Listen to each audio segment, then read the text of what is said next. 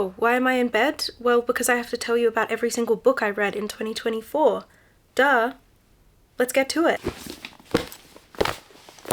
Would a reading challenge smell as sweet if failed? I wouldn't know. I read my goal of 50 books. Never mind, my goal was 55 books at the start of the year. That's neither here nor there. That's actually really rude to bring that up. I don't know why you'd do that. And I did find 2024 to be quite a confusing year just in general. But also in terms of my reading, because it was the year I read the highest volume of books I enjoyed and discovered so many new authors I've fallen in love with, and my threshold for good book has really, the bar has been raised, and my tolerance for bullshit is at an all-time low. The more good literature I consume, I find myself unable to mindlessly enjoy, which does not bode well for the next installment of Cassandra Clare's Shadowhunters series. Lest you forget, I have entire lineages of these sexy angel people just rattling around in my brain, and I have for over half my life, and if I don't get the release of a yearly Shadowhunters novel, well, we're already starting to see the effects. It's no surprise then that my favourite books, the best books I read in 2024, all had a sense of playfulness about them, a sense of whimsy. Most of them were incredibly unique. And because of that uniqueness, they were divisive. They're not actually easily recommendable. And what were those favourite books of 2024? Yeah, let me just, gotcha. You've been clickbaited. This isn't every single book I read in 2024, dummy. It is almost every book I read in 2024. It's 40-ish books I read in 2024, if the math is correct, which is probably not. I'm really bad at math. All of my top books of 2024, the 10 best reads, will be in a separate video. Much more of a positive video, I'm sure, because this is everything I read, including the bad stuff, and I am going to go through them from the worst to the best and see what I rated them. I do prescribe to the 5-star rating system. Is it reductive? Probably. I just find it's a clear communicator of whether I enjoyed something or not. The review box is the place for nuance, and I fear I've rated some books too highly because I can't remember what some of these are about. So I'm ready to do some humbling. Buckle in, strap on, get a glass of wine. You're already running behind. And let's get into it. Everything I read from the worst to the best.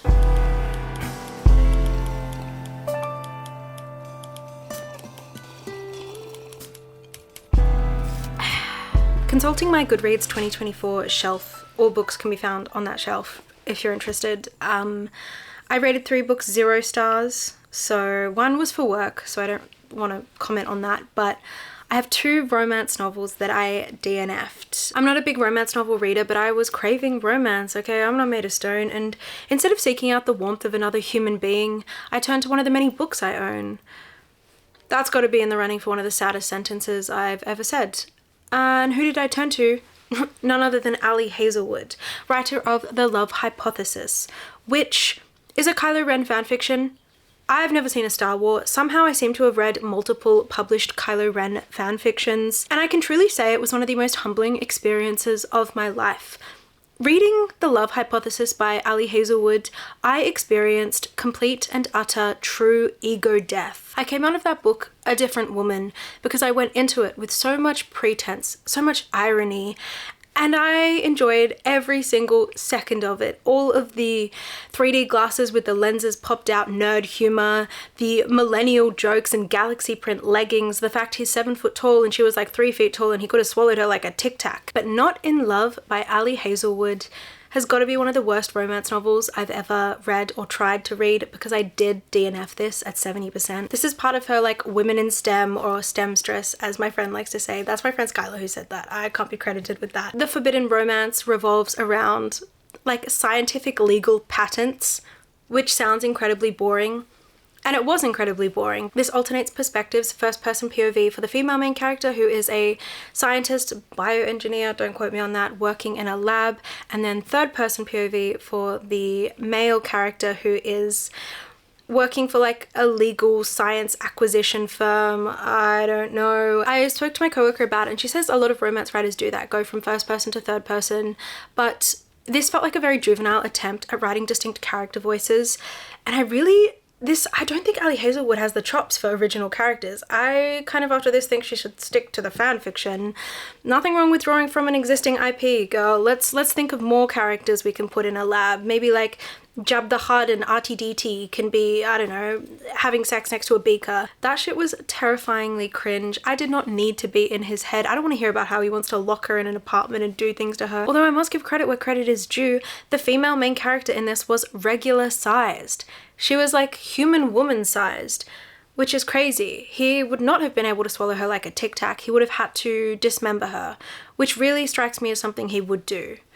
He was weird. I didn't like him. I didn't like anyone in this book. Safe to say this did not quench my romance thirst, and so I moved on to the next book I rated 0 stars that I DNF'd. Where is it? Venetian Lessons in Love. Jenna Lobianco is an Australian-Italian writer, and there's quite a big Italian community around the bookshop I work at, and people loved her novels. They were raving about them. So when this new one came out, I thought, yeah, because I have visited Venice and I loved Venice. I think it's one of the most magical cities I've ever been to. Venice at night was like nowhere else. The sound of the accordion floating through the streets, just cats everywhere, the water lapping gently. It was such a beautiful, poetic place, and I also didn't find it stinky, which I expected to. This is about a woman whose parents die tragically in Venice, and she gets plastered over all of the Italian media, touted as this beautiful orphan, and this kind of haunts her into adulthood and hinders all of the relationships she tries to have, which is an interesting enough premise. From her parents, she inherited a language school, and that's about all I remember. I read over half of this, and I swear nothing happened. The descriptions of Venice were the best part of this, but I think that hinges on my nostalgia. The plot was predictable, the characters boring, the narrative voice was so flat and bland, which it's meant to be Italian. She's an Italian woman. How is it so monotone? Where's all the complaining? That's so un-Italian. I'm joking. I love you, my Italics friends. Megalo. I just wasn't really interested in any part of this, and the writing was so simple and unstimulating. I swear I felt my brain smoothen whilst reading this, and immediately had to return to Anne Rice's Vampire Chronicles, which actually did end up filling that yearning romantic void, which is really something to consider. That it's not regular romances, it's bizarre psychosexual vampire novels that do it for me. I'm gonna put a pin in that. A pin that I think should only really be unpinned by a registered psychiatrist. Moving on. Sorry, I just have literally the cutest little guy over here. It's Zuko cam time. So if you hear rumbling and purring, this is the cause. Also, if you hear someone licking hole off camera, that would be this little guy. Maybe. You never know.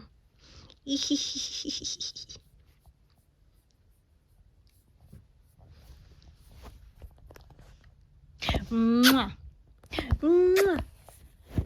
On to the 2-star reads, Family Meal by Brian Washington.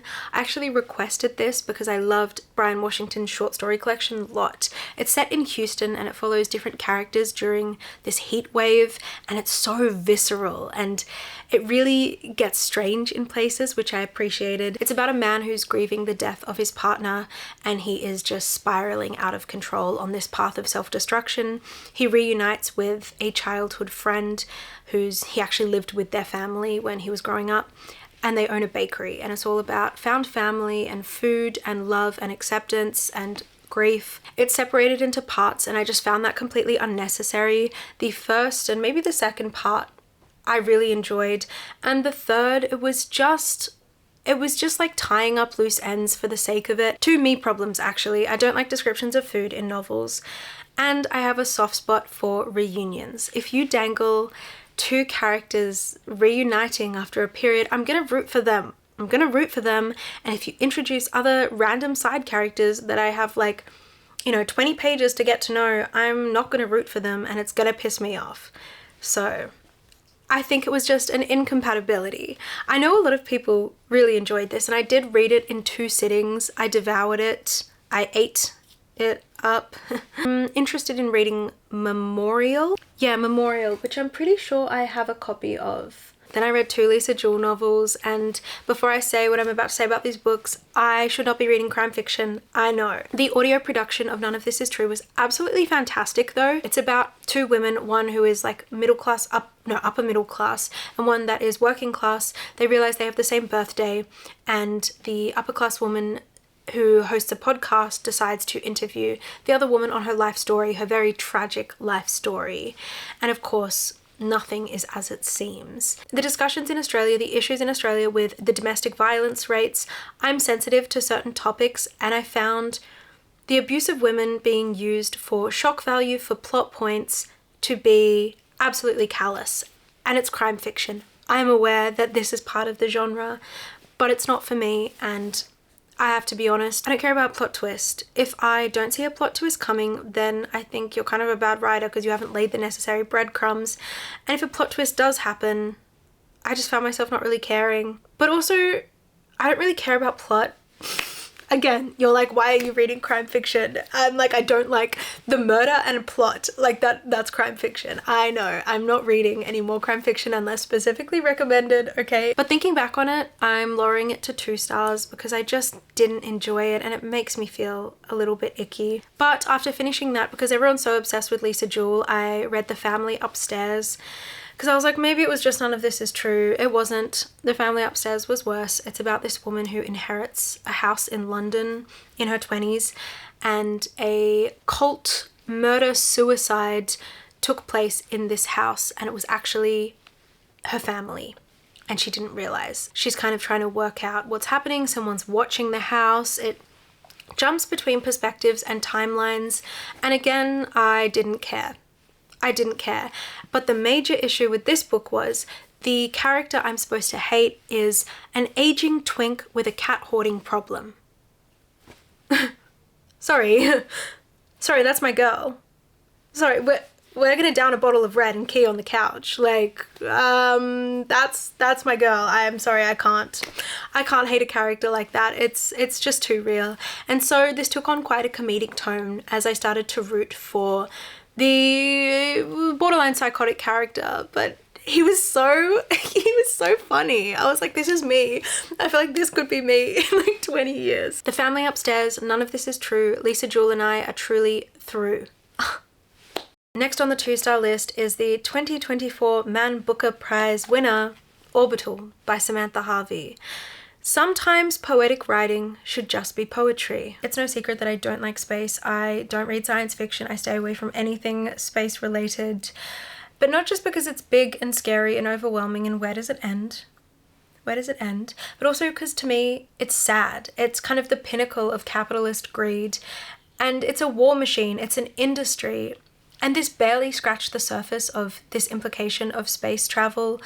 And to have this combined with flowery language and characters that are apolitical, despite them being employees, extensions of regimes, I found it to border on propaganda. I found Orbital to be a politically spineless book. I'm just so over vagueness. This description of collective humanity, wars as implied, politics as babbling. She dedicated her speech to those who speak for peace. Who? You don't want to name them? There's this employment of philosophy and of metaphor that feels like a self-preservation tactic. And I think it is cowardly, and I think it's violent. And I've struggled to find real criticism of the content. There's a lot of criticism of the form, which I agree with.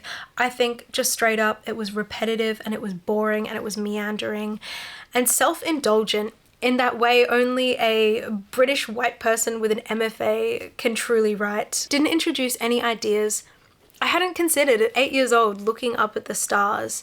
And I think it's so shrouded in the sublime, the beauty and terror of space. And it set this kind of trap where any criticism can be rebutted. Rebutted because it's unfamiliar. Of course it's strange and alien and unfamiliar and meandering. They're orbiting the Earth multiple times. Okay, but Samantha Harvey has not been to space. She's not writing this from the International Space Station. She's writing this from Earth and she's imagining it. And I think her imaginings are boring as batshit. I truly think I would have enjoyed this much more as a collection. I didn't see the need for it to be a novella, for it to be this kind of prose. I think it could have been prose poetry. The exploration of grief in space, the physicality of like your mother dead on Earth below you. I think that's so interesting. And the discussion of art and subjectivity. I thought that was interesting, so it wasn't completely without merit. This novella sparked such a debate with my friend who loved it. These were our DMs. And I think in 50 years' time, when there is a lot of fiction like this set in space, as I'm sure there will be, I think this will be looked back on and regarded as, I don't know, a flattening of the issue. And it's no wonder that this was a unanimous decision from the Booker Prize judging panel. This is the kind of book that touts this hope, this vague hope, and threatens no one in particular. That is the least interesting kind of fiction. I actually think I sent a picture to my friend in regards to this that perfectly sums up my feelings about this book. There it is.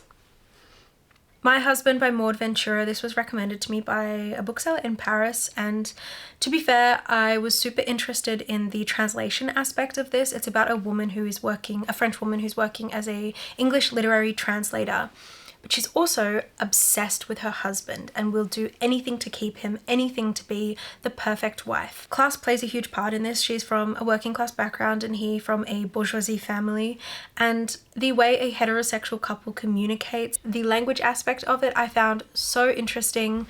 But alas, everything I was interested in was dropped in favor of this wannabe Gone Girl narrative, these cheap thrills, cheap shocks, and an epilogue that truly erased any nuance. I don't need men's capability for manipulation to be spelt out to me. I don't need my hand held to be explicitly told. I understand. And I thought this was about the absolute violence in weaponized incompetence, in the apathy men feel towards their wives. I work at a bookshop. Every Christmas we have men come in asking for a recommendation for their wife/mother, and I ask the question, what is she interested in? Okay, do you know anything she's read recently? Any TV show she's enjoyed, just like a genre? So I did not need this epilogue, and it in fact erased any nuance, any discussion I could have had with friends or family about what we believe their relationship to be. And I don't appreciate that. I don't appreciate my input not being valued. I love authors that leave space for reader interpretation. Deborah Levy is one of my favorite authors of all time, and there's this symbiotic quality to her writing where it feels like you have to give something in order for the story to work. This just felt like I was being talked down to. I spoke more about it in my July wrap-up. I'll put a little thing. Yeah, My Husband, Maud Ventura, that can stay at 2 stars. I'm glad to report that in a world of such uncertainty, the Emily Henry X Fontaine enemies to lovers to enemies to lovers to enemies to lovers pattern continues as predicted. Last year I read Happy Place by her and I hated it. And I predicted that Funny Story, her next one, would be a love, because that's the little game we've got going on, Emily and I. And safe to say, I really enjoyed Funny Story. Emily Henry seems more secure than ever in her writing, harnessing the classic elements of physical comedy and quirky predicaments in a genuinely delightful read that is reminiscent of those late 2000s rom-coms where a spiraling lie leads to unexpected love. An uptight librarian and a scruffy bartender find themselves as roommates after their partners leave them for each other, and their dynamic was so Nick and Jess from New Girl, which is like one of my most favorite romantic pairings of all time. So you know I was hooked. Like, that's all it takes to get me. A little heavy on the cheese sometimes. Our characters sure do love to repetitively lament, but the melodrama was much more restrained than in Happy Place, and I found the setting and side characters much more lovable than in Book Lovers. I think I initially rated this 4 stars. I did drop it down to a 3 because it's not the most memorable of her books, and also she did really irk me with all of the like bookish references. You're writing books, we get it. The people reading your books like to read books. You're pandering at this point. I really don't like writers that shoehorn in like loving books, being a book lover, because it's like duh. I am excited to absolutely hate what's it called, The Big Side of Nothing.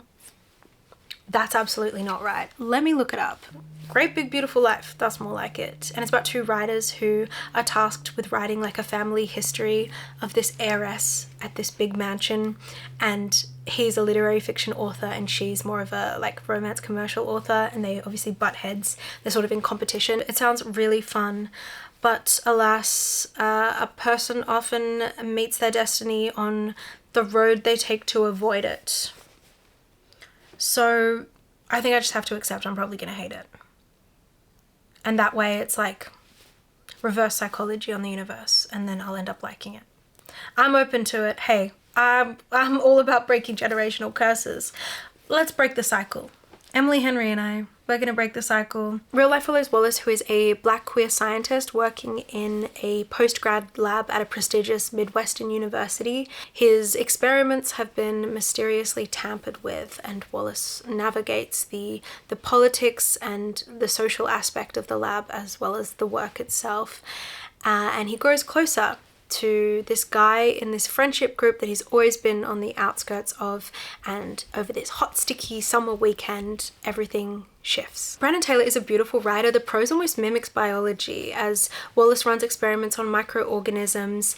Taylor writes about these tiny moments, almost zooms in a microscopic way on a bird flying overhead, or the brushing of knuckles, or a slight glance. And I think that's what I got most out of this, that it's all of the small things, the small cuts, the small joys, as well as the large scale happenings, the large scale traumas that make up life. It's all equally real. You could feel the sweat and the heat. It was so charged.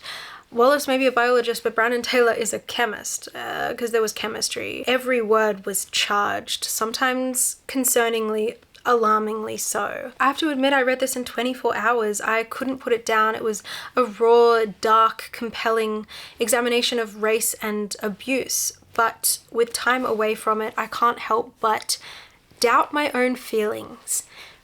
This book, and I have to be careful how I phrase this, has given me the same feelings as A Little Life, which is a bold claim. And I'm not saying this is on that same level of trauma porn and sadism, but I don't know, there's just this feeling of having such an intense, sudden access to a character, a human being's trauma, the very lowest point of their lives, and then looking back and thinking, what was it really about? This is very far from my lived experience, and I'm not saying this isn't realistic or this doesn't happen to people, the abuse that occurs in this book. I obviously don't believe there's no merit or worth in exploring the depths of human suffering. It begins to feel a little superficial, because of course I'm affected by that. Of course I feel hurt and angry and distraught. I question the motivation and the purpose. I just need to sit down and write like 2,000 words. I'm not talking notes app, I'm talking full essay, full annotations and references.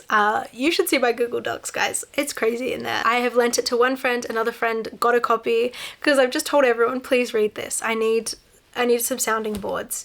So if you've read it, please talk to me about it. The Racial Incident by Caroline O'Donoghue is set in Cork in the 2000s and follows a girl named Rachel who's in her 20s and lives in a share house and works at a bookshop. I'm in my 20s, I live in a share house, I work in a bookshop, and it follows Rachel and her co-worker, who becomes her best friend, a closeted man named James, as they become entangled with the lives of these older professors, this older couple, and it all just kind of spirals beyond control. I listened to this on audiobook, and the narration was really wonderful to listen to. I think the majority of audiobooks I listened to this year were Irish. I just love listening to an Irish accent. And I loved these characters. Rachel is self-centered and annoying, but she's wonderful and smart and driven. And James is so gorgeous and tender and such a scene stealer and so funny. There's a love letter in this to the allyship between gay men and women of existing in a deeply politicized body, and when love and understanding and mutual respect are the basis for a relationship, that kind of unconditional acceptance can be life-preserving. To be clear, Rachel is very much the protagonist of this novel, but their relationship is such a pillar that when her life progresses naturally, as lives do, I just began to miss James. I was frustrated by, I guess, the sidelining of James. It's reiterated throughout the novel that James has a brightness that draws people in. Well, consider me a moth. It felt like being neglected by a friend. I think a lot of the bitterness this brought out in me comes from the fact that my life is very similar to these characters, and I'm still in the share house stage, and I love my friends, and I love the relationships I have. I love my gay male friends who have done the work to unpack their misogyny and who, out of mutual love and respect, would never diminish me to a hag or even really call me a twink handler, which is the current lingo. No, I'm a twink humbler. We all agree on that. But to imagine these people sort of fading, becoming memories. Thinking about who they will be to me when I'm 30 something is upsetting. And I don't want to think about that. And thinking about the future is maybe my least favorite activity. So a lot of the bitterness this book brings up in me, I think, is unfairly directed at the author and should be directed at something much more nebulous. This was an addictive slice of life novel that explores the broader implications of every slice of life, but I felt concluded very unsatisfactorily. Great Granny Webster by Carolyn Blackwood. It's a little novella. It's written by an heiress to the Guinness fortune, and it really obviously draws on her life experience. It's all about aristocratic dysfunction in these sort of vignettes, and it centers around the matriarch, Great Granny Webster, who's this very austere woman who refuses to change her ways despite the misery it causes those around her. I spoke about this in my novella recommendation video. What I found most interesting about it, the sort of matrilineal aspect, wasn't really expanded upon as much as I would like, so it felt a little unsatisfying. However, some of the images from this, some of the moments have really stuck with me more than I thought they would when I just finished it, particularly that final image, which is so darkly humorous. This is truly a black comedy, and I think it's definitely worth checking out, but it's not one that I think I'll remember years from now. Why care about anything when you have everything? Good question, Bret Easton Ellis. I read Less Than Zero directly after reading The Shards by Bret Easton Ellis, and I can't quite tell whether that was a good idea or a bad idea. The Shards was one of the best books I read. It was so compelling and thrilling and so much cleaner than Less Than Zero. This was his really early novella that caused quite the stir and kind of established him as this very controversial author. This was before American Psycho. This is quite a repetitive, descriptive book. Luckily, Bret Easton Ellis can create an atmosphere. I could feel the desert heat, the air-conditioned mall, the stickiness of the parties. Set in 1980s Los Angeles, and it follows Clay. His world is one of limitless privilege, and so everything has really become boring to him. Sex, drugs, parties, it's all whatever, until his childhood friend becomes caught up in some sick, shady people, and this really asks how far that teenage privileged nonchalance can be pushed. Clay's friend, and maybe by extension Clay, are in danger, and these disturbing events unfold, and we continually have to ask, what will it take to make these characters feel? And it's this utterly detached, hollow perspective. But that's the point. It's this disenfranchised, lost generation where youth and beauty are sort of bartered with. Easton Ellis has this way of lulling you into a false sense of security with the familiar, with all of these all-Americanisms, and you wait for something to happen, and when it does, it's absolutely sickening.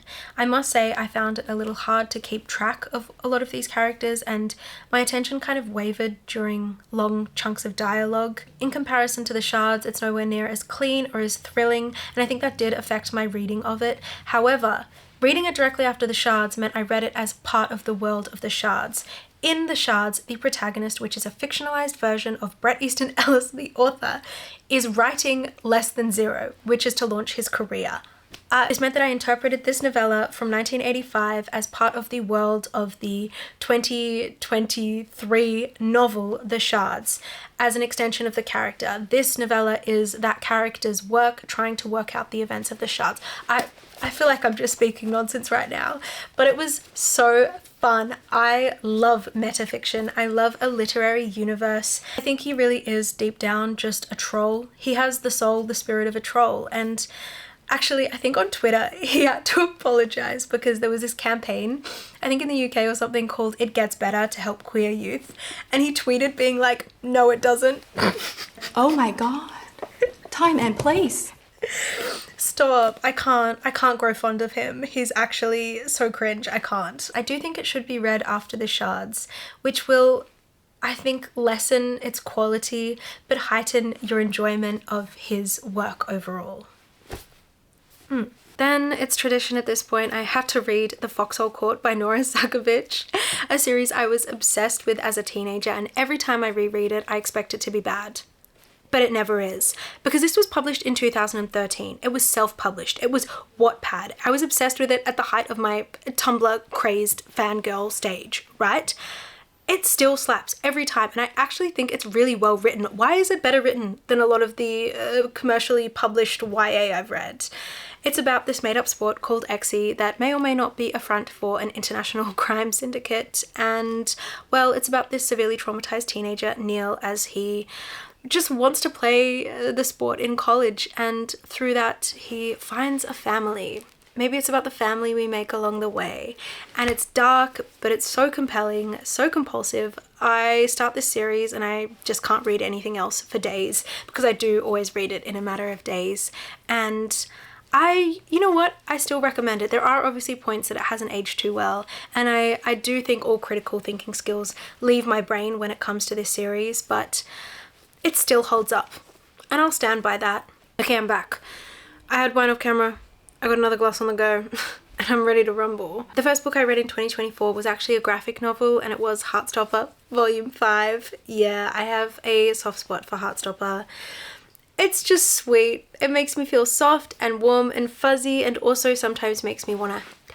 It's a source of a lot of inside jokes and references. Why are we like this? But really, I have cute little queer family friends, little kids, and they read Heartstopper and they love Heartstopper. They feel comforted and seen by it, and I think the impact is genuinely, earnestly beautiful. And it's a well-told story, okay? I'm flipping the pages. British people are so funny. Why are we like this? Imagine if they were real. I wonder if being gay and British like cancels each other out. Who said that? Je suis lucide. Onto the 4 stars, though Foxhole Court was 4 stars. The Employees by Olga Ravin. It is set on a spacecraft in the 22nd century. Science fiction. Science fiction that I loved. That's rare. That's how you know this is good. It's all told through HR reports from the human and non-human entities of this spacecraft and their interactions with the organic organisms they're harvesting from planets and how these organisms are beginning to communicate with them.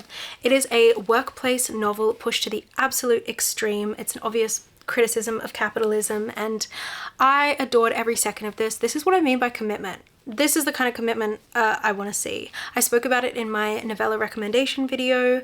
If you want to hear more about it, you can check that out. But I highly, highly recommend this. It's unlike anything else I've read. The only thing I can really compare it to is the Magnus Archives, the horror podcast, which I love. And when I spoke before about a symbiosis and like leaving room for reader interpretation, this is exactly that. This is what I appreciate most in literary fiction. I think it could have been longer, if anything. Longer and expanded a little more towards the end. So, Salt Slow by Julia Armfield is a collection of queer magical realism horror rooted in classical texts. Of course I loved this. The stories often play on language in a really fun way. A Catholic schoolgirl sheds her skin. A heartbroken grad student is convinced the only way to create the perfect man is through amalgamating parts. And in a dystopian flooded future, sea creatures grow to unfathomable sizes, as does a woman's stomach. It explores transformation and womanhood in a super visceral way, and I really got something out of every single one of these stories. I will say, however, I noticed this thread of insecurity in the writing. The author is drawing from some of the most famous stories of all time. It's like you don't then need to name drop. You don't need to reference classical mythology so explicitly. We got it. We got the reference. And it's sort of a self-fulfilling prophecy. When the writer doubts their writing, the reader doubts their writing and feels condescended to and feels underestimated. And that's really my pet peeve. I can read between the lines. Subtlety is sexy. Trust yourself. Trust the reader. All in all, I found it a really exciting collection. I would finish a story and then would need to tell someone about it. I'd like call a friend or tell my housemate, which is a really exciting impulse. And I need to read Our Wives Under the Sea because, yeah, this was such a memorable collection. Death in Spring by Mercè Rodoreda is a hugely influential Catalan novella. It all takes place in a single village in a period that could be archaic or dystopian, and it follows a young boy who witnesses his father, his mangled father, sealing himself inside of a tree in defiance of the death customs. We follow this boy as he grows older and must grapple with the cruelty of the village, of the culture, of this place that is his whole world without a knowledge of an alternative. Gabriel Garcia Marquez actually praised Rodoreda, and her style of magical realism is much like his. It requires you to just give up control. You have to let the tale seduce you. It's heavily allegorical, but so clear in the criticism of power and authority. I read quite a bit of horror. I'm a big fan of the body horror film genre, but this had me squirming in a very chest aching kind of way. The narrative reminded me a lot of The Lottery, the short story by Shirley Jackson, and there is graphic gore that is disturbing, but it's this isolation, this turning inwards, the insular nature of this community that really stuck with me, that psychological element that I still to this day can't quite shake. Village life is often romanticized, but there's a very dark aspect to it, of eyes watching you, everyone in your business, rules having to be abided by, customs and tradition, and it's very Mediterranean Gothic. And there were also these flashes of love and humanity, the relationship between the father and the child, that really grounded a lot of the more tangential passages. Just so good. So much of this has really stuck with me, and I think about it now even months later. I picked up The Member of the Wedding by Carson McCullers on a whim at an op shop and started it that night and was blown away. I had never read anything by Carson McCullers before. I think they're best known for The Heart is a Lonely Hunter, which I've yet to read, although I did read their other work, The Ballad of the Sad Cafe. This is a sticky, grotty, Southern Gothic novel that captures all of the existentialism, all of the dread and excitement of being a tween girl. It follows Frankie, who is 12 years old, and all she wants is to be part of a we. The local girls exclude her. She is big and gangly and dirty. She has anger issues. She is obsessive to a Mary Cat degree, and her brother is soon to be married. This will leave her alone as an eye, and so she hatches a plan to attend her brother's wedding and never again be parted from the newlywed couple's side. Identity is truly at the core of this novel in a very spidering, reaching way. It employs a lot of the conventions of Southern realism to cover a range of topics and make this feel much more expansive than just a straight up coming of age, although it very much is. Around the kitchen table, the heart of the home, Frankie, her little cousin John Henry, their family maid Berenice discuss everything from justice to race to religion to God to gender to sexuality. In this incredibly poignant, memorable scene, the three are just struck silent by the weight of their differing identities and this sudden understanding that melancholy, loneliness may just be intrinsic to individuality. I did find the third part lost a little bit of steam after the incredible second part, and so it wasn't a perfect novel to me, but I'll just forever cherish books like this that explore the depth and complexity of girls burgeoning on womanhood. What an underrated classic that everybody in my life refuses to read. Yeah, I can get one or two to read a book I recommend. This book, I had it on my staff picks. We have like a staff pick thing at the bookshop I work at. Things fly off that. People will buy anything from there.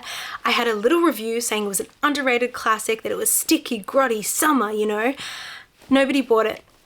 It was there for weeks.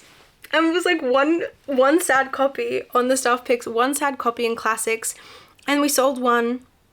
It was my manager. I think she felt sorry for me. I do genuinely think she will enjoy it, but nobody will buy this book. It's so hard to sell. I actually feel like there is a conspiracy against me. There's a conspiracy against me and against The Member of the Wedding. It's not even particularly ugly. Just nobody wants to read it. Everyone hates me, I guess. Like, everyone's against me. This is what I've been saying. Well, me after one puff of a joint. Everybody's after me, everyone's out to get me, nobody wants to read my recommendations.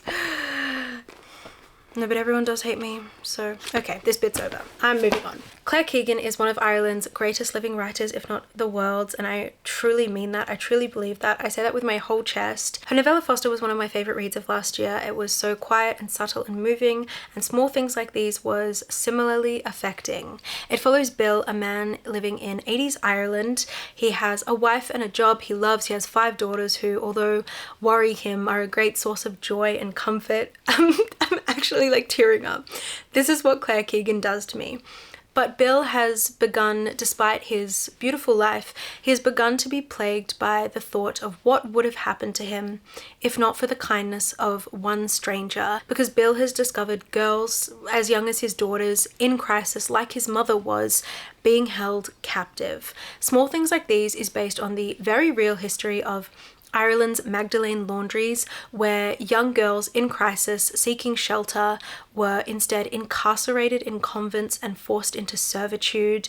It's absolutely horrific. They are still uncovering mass graves. The setting of the Christmas period is a perfect illustrator of religious hypocrisy and institutional power, the complacency, the fear beneath the picturesque, the social pressures and threats of exclusion are so present. And I don't know, Keegan just perfectly understands the power of the implied, the power of what is left unsaid. And this is soon to be a film. I think it's coming out this year in Australia. I think it's already premiered at some festivals, starring Cillian Murphy, and I just cannot wait. I recommend Claire Keegan's books to absolutely everybody. I think everybody should read her, to the point that a customer came into work just before Christmas asking for cozy Christmas novels. We were sold out of a lot of the cozy Christmas novels we had, and I did indeed give her small things like these. I'm sure she loved it. And if she didn't, I'm sorry, but that's a you problem. So this is my favorite cozy Christmas read. I'm a Keeganian through and through. She's truly a bard level storyteller, and I think she will go down as one of the greats. I love you, Claire. I love you so much, Queen. I read a tiny little novella. It wasn't really a novella, it was a short story. Faber published a bunch of short stories in these little editions that were very cute.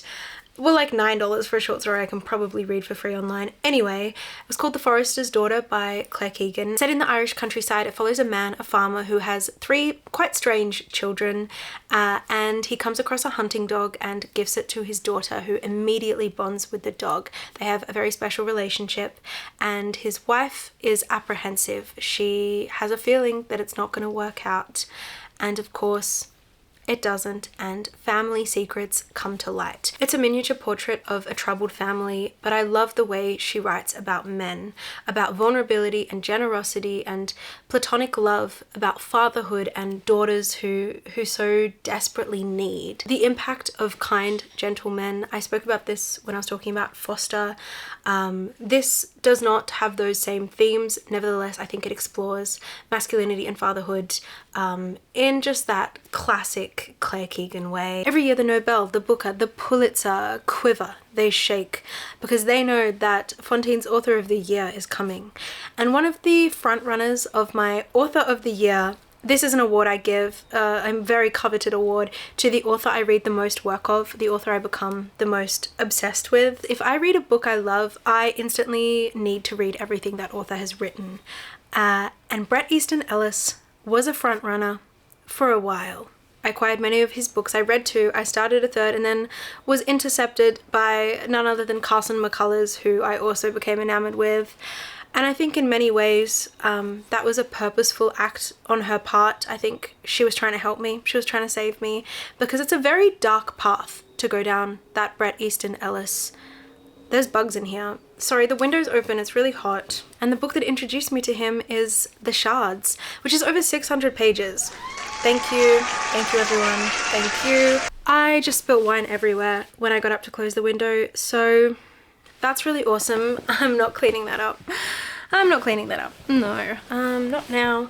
Maybe not ever.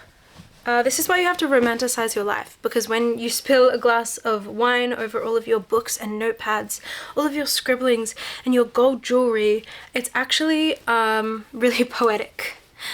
And it's not you being lazy. My room is so precarious. Sometimes I think I live in like an obstacle course, a labyrinth of my own making. I'm very into the Minoans at the moment, so I've been reading about labyrinths. Okay, where were we? My feelings towards The Shards have really developed over the last couple of months, and there's a lot of tragedy wrapped up in it for me personally, because I'm forever mourning The Shards mini-series that Luca Guadagnino was set to direct. Yeah, it got canned, and instead he's directing American Psycho, which I love Luca Guadagnino, I'm sure it'll be good, but do we really need it? When he could have been directing The Shards, a return to television. We Are Who We Are is a miniseries he directed in like, was it 2022, 2021? I remember it came out during lockdown, and it's one of my favorite of his projects. It is about a group of teenagers. They're all children of US soldiers on a US military base in Italy. and they're all running around in the summer figuring out their gender and sexuality, and it's all about relationships and teenagehood, and it's a coming of age, and it has a banging soundtrack. It's full of Blood Orange, who actually makes an appearance, and it's one of my favorite shows of all time. I feel like it's severely underrated, and Luca Guadagnino would have absolutely killed The Shard's adaptation, and I'm just so sad. I'm so freaking sad. It's set in LA in the 1980s about the upper echelon of high schoolers. They're the popular group, they're in their senior year, and they come from absolute privilege. It's narrated, however, by an older version of the protagonist looking back on this final year of high school, Bret Easton Ellis. He is the protagonist, and he's also the author of this book. It purposefully blurs the line between character and author, and it pays off in this very satisfying way. Bret has relationships with various closeted classmates, and nothing can touch these teens until people start to go missing and turn up maimed and murdered in the most gruesome, horrifying ways. There seems to be a serial killer on the loose in LA, and there also is a cult. But nobody seems to care except for Bret. Everybody in his friendship group ignores him, and they also ignore the red flags of a new student who has started at the school, a handsome, handsome boy by the name of Robert Mallory, who Bret soon becomes obsessed with.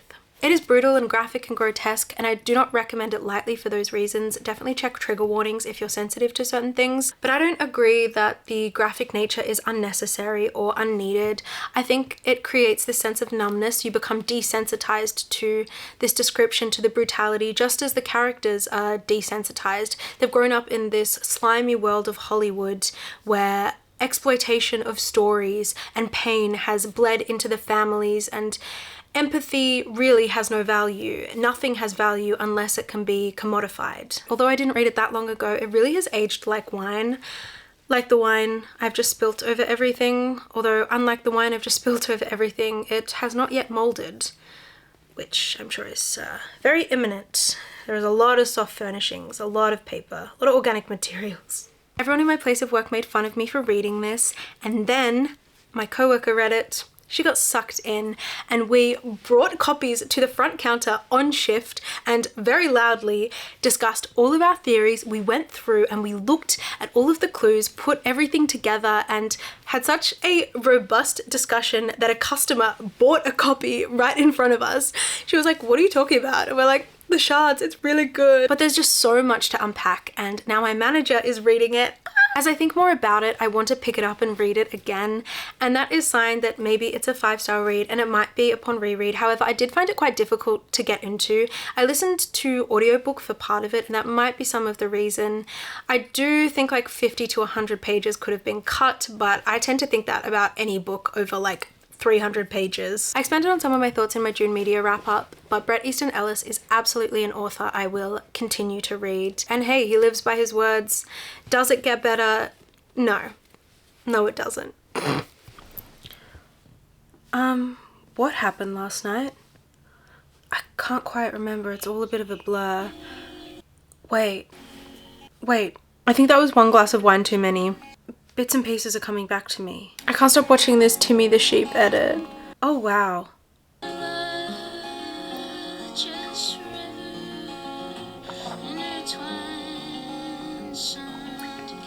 Last night was Widower We a movie.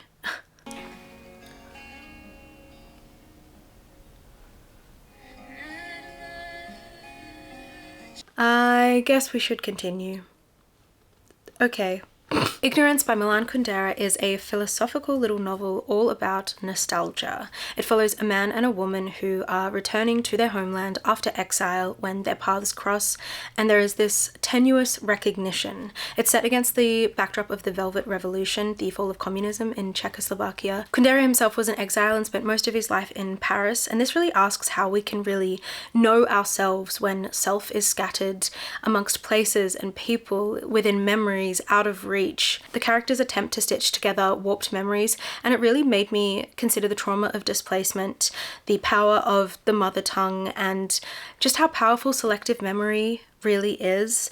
And if ignorance is a privilege that we can only really cherish once devastated by knowledge. The first chunk of this is really an essay on nostalgia using Homer's Odyssey as a springboard, and it discusses all of these different countries and cultures' attitudes towards nostalgia or the versions of it. And there's this fantastic quote that I still think about to this day.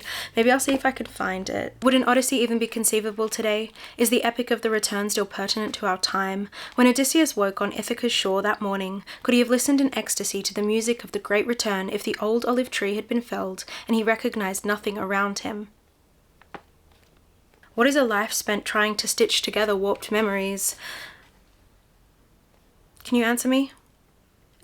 Does anybody know? I picked up this random YA arc and was genuinely shocked by how much I loved it. Now Conjurers is about a group of witchy teens in the 90s, but they're not just witchy, they're actual witches. And after the heart of the group, the leader, is murdered, the coven must work together to figure out what has happened, all before the clock strikes midnight and the new millennium begins. We follow the newest member of the coven, who was also the boyfriend of the deceased leader, and I thought this was a genuinely good plot with a lovable ensemble and a villain that was the right amount of camp and creep. The only thing is, I kind of felt that this was strange as a standalone. I felt as if we already should have been introduced to these characters. If anything, it kind of feels like a waste that it's a standalone, because I think the author created a really fun world. That didn't really matter in the end though, because of the sheer amount of fun I was having and just how emotionally invested I ended up getting. If you're looking for a fun, low commitment, standalone, queer YA novel, this might be perfect for you. I finished In Memoriam by Alice Wynne and realized that I may have just read 400 and something pages of Wilfred Owen fanfic, which wouldn't be the first time.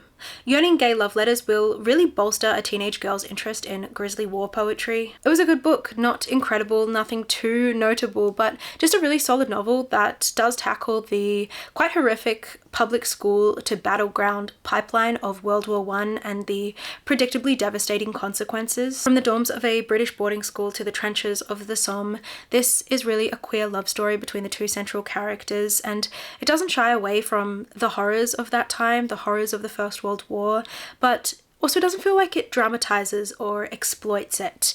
And it's so full of really British names like Governorsworth and Pipley-Ho and so on and so forth. And I can't prove it, but this started as a Harry Potter fanfiction, which isn't necessarily an insult, although someone commented on my last video saying that this is written in the AO3 house style, which is so fucking funny and so accurate. And it is a style that you see more and more in contemporary fiction, and I can't say for sure whether this author is a fanfiction writer or if that kind of writing has just bled into the zeitgeist, but I wouldn't be surprised if she has. And I think it makes for a compelling story, if not slightly predictable at times. Michelle de Cresta is a pretty well-respected author in Australia, so when I was at the op shop and I saw Springtime, a Ghost Story, I immediately had to cop. This novella follows a woman who is a art history academic. She moves to Sydney from Melbourne with her partner. When she met her partner, he was married with a young son. On one of her morning walks, she sees a ghost. I think at its core, this was about how the hurt we cause others can haunt us. This has really motivated me to read more Australian fiction this year. I think I'm going to pick up a few classics because it was so atmospheric and had such a precise sense of place. The observations on Sydney and Melbourne were so accurate, and it was such a joy to read. I haven't realized that I'd been longing for this representation of home, and also I hadn't realized going into it, but the protagonist has a French mother. Reading this identity was really actually quite shocking. I've never read any Australian French writing, and it was, I don't know, it was super fun. I'd like to read more. I don't know how common it is. I felt like not a single word was wasted in this book. It has such a brevity to it, an attention to detail, and a real doozy of a final line. After loving The Member of the Wedding, I read The Ballad of the Sad Cafe by Carson McCullers, which contains that title novella as well as some of her short stories. And her short stories were very solid, but it really is the novella that is a standout. It follows Miss Amelia, who is a woman in the 20th century American Deep South, and she runs a cafe. She had a disastrous marriage that lasted for a couple of days, but she defies the expectations of that time. She's big and hulking and independent. She's doing fine for herself, more than fine, when a man arrives to town claiming to be her cousin, and despite his lack of redeeming qualities, Miss Amelia becomes enamored. The climax of this story, the resolution, is absolutely insane. If I was to describe this scene to anyone, I honestly don't think I could without it sounding ridiculous, but it's not ridiculous. Carson McCullers, what was going on in your brain? How did you think about this? I just know she was freaky. Also, the gay subtext throughout. I see you, girl. I see you. But it's absolutely brilliant. It really is about, like most of her work, isolation, alienation, the yearning for love, loneliness, and the power we give others over ourselves. She feels like Shirley Jackson's dustier, slightly more awkward Southern Gothic cousin, and I can't wait to read The Heart is a Lonely Hunter. Then I was feeling a little cheeky, a little silly. I don't usually log the books I read for uni on Goodreads, but I was one book behind on my reading challenge, if you must know, and so I rated Othello by none other than will.i.am Shakespeare 4 stars. And something about rating Shakespeare on a star scale on Goodreads is so fucking funny to me. It is one of my favorite of Shakespeare's works, so 4 stars is probably not even accurate. I just kind of did it for the bit. I'm sure no one thinks it's funny except for me, but I was giggling. If you don't know, Othello is about a black man, a Moor, who has risen in the military ranks to become a very respected and honoured general. But the locals are plotting. The girlies can't handle it, and so Iago, who is his right-hand man, kind of whispers poison into his ear and turns him against everyone and everyone against him, and of course it all ends in tragedy. But I find that it's much more open to interpretation and almost messier than a lot of his other works. It really is about the weakness in strength and the strength in perceived weakness. And Iago has got to be one of my favorite fictional characters of all time. If you recognize the name, he's the parrot in Aladdin that sits on Jafar's shoulder, and that's pretty accurate. He's slimy and manipulative. I love seeing different productions' interpretations of Iago. I find it such an interesting reflection of culture and climate, and there is such a breadth, such a diversity in interpretation out there. I went down a rabbit hole. I still sometimes look them up, but of watching YouTube videos with like 5 views of actors doing Iago monologues. I truly became fixated on him as a character and on his soliloquies, which are incredible. I would just repeat them. And what's he then that says I play the villain? For this advice I give is free and honest, probable to thinking, and indeed the course to win the more again. For 'tis most easy, the inclining Desdemona to subdue, in any honest suit. She's framed as fruitful, as the free elements. And then for her to win the more, were it to renounce his baptism, all seals and symbols of redeemed sin, his soul is so infettered to her love that she may make, unmake, do what she list, even as her appetite shall play the god with his weak function. How am I then the villain? And that kind of thing. So Late in the Day follows a man over a short period of time and focuses on his relationship with a woman who doesn't seem to be present, and through her, his relationship with many women over the course of his life.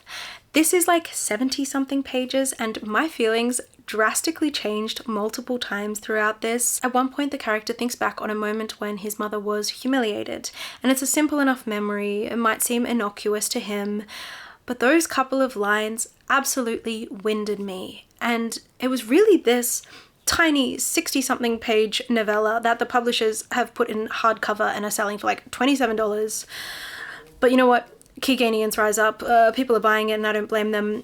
Anyway, this little novella really solidified that Keegan's work is about giving and taking, and it's about the insidiousness of entitlement. I talked about it before, but I am obsessed with the subtle, nuanced way she explores masculinity. This was so interesting. I would love for her to write more sort of contemporary stories, because I hadn't really read that from her, and it was quite interesting, and I'd like to see, I don't know, her take on metropolitan Ireland. I think that's all I need to say about it. My feelings about Claire Keegan are pretty clear, I think, at this point. Osamu Dazai is a Japanese writer best known for No Longer Human, which I have not read, but I have read The Beggar Student by him, on shift, might I add, and I didn't really have many expectations, but was so joyously surprised by the quality of wit and irony packed into this tiny novella. Dazai is the protagonist of his own novella, and it opens with him lamenting on how horrendous everything is, because he's just turned in a manuscript that he believes is utter shit. likely thing for a writer to be doing. On his walk of self-pity, he comes across a schoolboy who is drowning, tries to rescue him, turns out he's not really drowning, and the schoolboy is so brazen, it just absolutely humbles Desai, and so he decides he must teach him a lesson, and the two set out on this very strange day, with Desai alternating between playing the sage lecturer and getting caught up in these schoolboy schemes and this absolutely immature game of one-upmanship. It's very atmospheric as they go from traditional tea houses and canteens to wintry fields and rivers, and at its core it has this existentialism that can only really be expressed through humor, this self-deprecation that allows the heavier moments to land. Just a really full little read with a great ending. People from My Neighborhood by Hiromi Kawakami was such a rogue little book. I picked it up in the last week of December and absolutely was enchanted by it. How do you capture the microcosm, the tiny galaxy that is a neighborhood? Well, Kawakami understands that the only way to represent reality is to embrace the absurd, the magical and the mysterious. Interlinking short stories paint this overarching, incredibly vivid picture of a single Japanese neighborhood, and there's a quality to them that mimics the oral stories of childhood. They jump around in time, so there are stories from school to very adult fates and futures, and it was genuinely delightful to begin to recognize and root for certain characters. The dog school principal was an absolute favorite of mine, as was Kanae. Kanae is best friend to the narrator, and we see her as this anger-filled little girl, this promiscuous teen, then this superstar international fashion designer. Also the grandpa with two shadows. Oh, and of course that little white dove slimy creature that Kanae's sister finds and falls in love with and then is actually doomed to save the neighborhood from an asteroid. This felt like when you catch up with an old friend and rehash events you've gone over a million times that just get more and more outlandish with each telling. So incredibly fun. Boulder by Eva Baltazar is translated from the Catalan and is actually part of a series, a triptych, which I wasn't aware of when I read it, but I've heard you don't need to read them in order, and I certainly didn't feel like I was missing anything. This follows a woman who works as a cook on ships, and she loves it. The transient nature of the job, working in the steamy, grimy kitchens. She just works and smokes and sleeps and drinks until they port one day and she falls in love with a Finnish woman. And their lives progress, and soon they have a daughter. This is about womanhood and gender and autonomy and desire and freedom. Her wife nicknames her Boulder for a reason. It is erotic and scathingly hilarious at points and so visceral. There are images from this book that I don't think I will ever be able to get out of my mind. One in particular, and if you've read this, you know what I'm talking about. The prose is poetic and almost impressionistic, which I felt perfectly complemented what it's exploring. It truly is style and substance, and I love a reframing of a central relationship. It really is like an Ouroboros quality to this story. You finish it and you feel like, no, something is beginning. So delicious. The Sunbird by Sarah Haddad is about a curious little girl who pretends to be a bird, runs around her home, annoys her sisters, and is so excited to start school. But she is Palestinian and it's December of 1947. Her life is about to change incomprehensibly. Chapters alternate timelines between this little girl and her as an elderly woman living in Sydney in 2022, where her life is also shifting. The burden of displacement hangs heavy, but the world seems to be awakening. This is a little novella that is powerful in its simplicity. By focusing on the small moments, injustice is amplified, and the survival of a girl, a woman, of all Palestinians who are struggling against genocide and apartheid is understood to be exactly what it is, which is this enduring act of strength and hope and defiance. And it's a perspective I really appreciated. Simple prose, a clear vision. I highly recommend this to absolutely everyone. You can read it in an afternoon, but it will stick with you long after that. Living Things by Munia Ashmi is a disquieting little work of metafiction. It follows 4 Spanish grad students as they road trip to the south of France to work the grape harvest, but due to strange weather conditions, it's been delayed, and instead they are put to work with blood and guts and shit and feathers and flesh. With no money and no way out, their summer of youthful escapades devolves into an ecological horror of sorts. They find themselves at the center of an agricultural conspiracy. It's so good, and you know, it isn't afraid to get a little silly at times.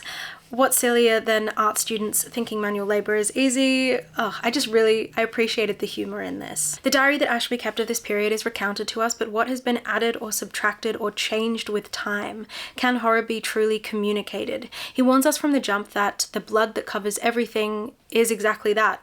It's blood. It's rich with literary and scholarly discussion, and it's a novella on politics and writing and Europe and exploitation. Of course, it's horrific. Honestly, when I see these little blue bitches, can I have 5 more? The hottest book of 2024 was undoubtedly Intermezzo by Sally Rooney. The title is a chess term that refers to a sudden or unexpected move that may interrupt a combination and require an immediate response. It is also a piece of music in an opera or play that connects 2 acts, an interlude. And this is about the Kubek brothers whose father has passed away and they are flailing in their grief, unable to connect with one another. I know nothing about brotherly relationships, about losing a close family member, about chess or law, or juggling multiple romantic relationships, but none of that really matters because I found this to be Sally Rooney's most intricate and heart-pounding and skilled study of characters yet. The brothers' relationship crackles on the page. Each isolated decision is really understood to have a linking effect, even when they're not on the same page, quite literally and also figuratively. Scenes with both brothers are few and far between, but each is so present on every page in that inescapable way that family is. After finishing this, I could clearly see the novel playing out on a chessboard. Decisions to protect and missteps and blunders and logic proving farcical and intuition failing. My issue is quite predictably the length. I do feel like 50 pages could have been cut from this. There are a few scenes that played out in full that I felt could have been summarized. I don't know if Sally Rooney has the poetic descriptive skill to detail certain things. The beach scene, I really started to skim read and my attention did waver at points, but it really was only a few moments. I find it interesting who enjoys her other books and this, as in if your favourite is Normal People or if your favourite is Conversations with Friends or Beautiful World. For the record, my favourite of her books is Normal People. I couldn't get into Conversations with Friends and I don't think I gave Beautiful World enough of a shot. I think I tried to read it during lockdown and it was already too much, digital communication happening in my real life. I was like, I don't need to read about this. I also just read her little short story novella, Mr. Salary. Maybe I'll talk about that next. Mr. Salary is another one of those Faber short stories they published. I think it's 60 something pages and it's quite a simple narrative, but so effective. It follows a young woman whose father is dying but has been an addict his whole life and so was not able to care for her, so she was taken in by another family friend, an older man, and really it's about her relationship with this older man and through her relationship with this older man, by extension her relationship with her father. It's kind of giving Electra Complex a little bit. I don't want to say too much about this because I think it's best gone into blind, but it was so interesting. I wish she would just write a novel about this because I was absolutely hooked. Sometimes I find the way she writes about relationships to be scarily precise. It's almost disturbing the insight she's able to capture in so few words. If you enjoy her writing, the way she explores power dynamics and sex and the complexity of relationships, the muddiness of them, I think you'll not regret checking this out. Then, of course, you thought I'd get through a video without mentioning it. Interview with the Vampire by Anne Rice. Revisiting this series as an adult after loving it as a vampire-obsessed tween, I was obsessed with the Sookie Stackhouse novels at a very young age, too young an age. I don't blame my parents for letting me read them though. Maybe I'll put a picture of the covers up because those look like children's books. It isn't often the adaptation outdoes the source material, but by Jove, they've done it. If you haven't seen AMC's Interview with the Vampire television show, I don't know what to tell you. I've only mentioned it 50 times. So at this point, just stop watching my videos.